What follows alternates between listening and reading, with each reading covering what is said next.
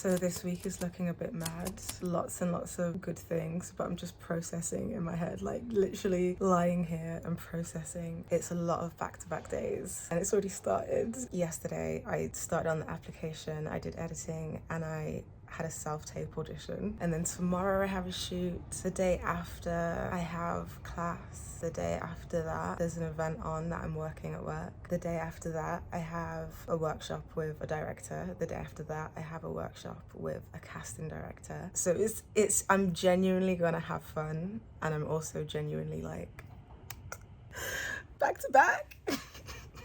I forgot one thing. After the work event, the day after that, I have a dance job. And then the day after that, I have the director workshop. I'm almost ready to leave and go shoot. What stops me every time is getting my hair tangled. Every time. It stops me every time. We move.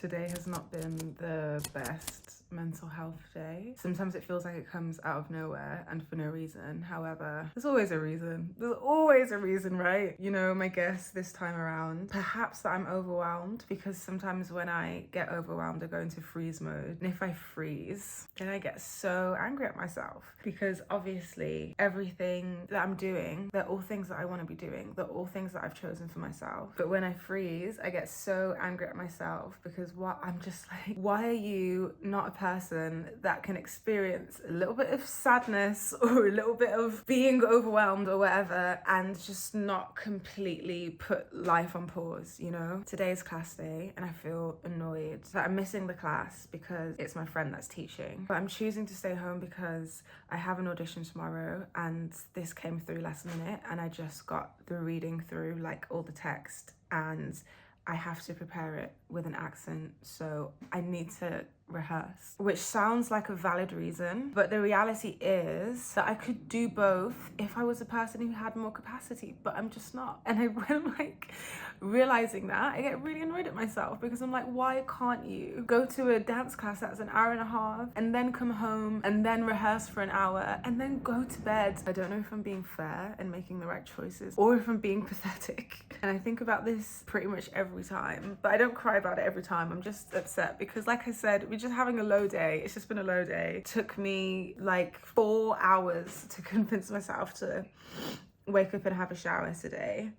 I do not want to implode.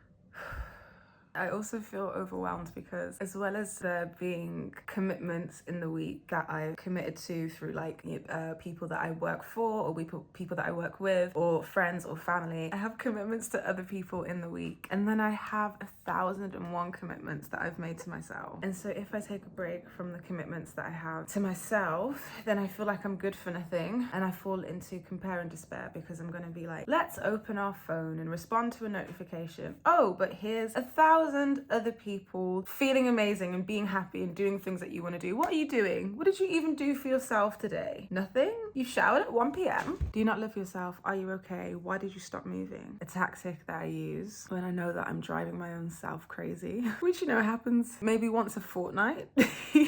When I think I'm driving myself crazy, I'm like, okay, what would I say to a friend if they were like saying all of these things and they came to me and they asked me, or they shared that with me, you know, what would I say to them? So let's try it. Luanda, I know that you feel like if you stop moving that the world will burn. However, you have stopped moving for longer than 24 hours before and nothing bad happened. In fact, it allowed you some time for recovery. Time is not your enemy. You are not fighting against time. Time is a gift and you have it and you're allowed to take a break. You're allowed to cancel plans. You're allowed to be slow. You're allowed to shower at 1 p.m. You're allowed to watch 2 episodes of The Outlaws back to back if you want, and nothing bad will happen. You're allowed to make mistakes. You're allowed to be overwhelmed. You're allowed to say no. You're allowed to be scared. And I'm going to take care of you.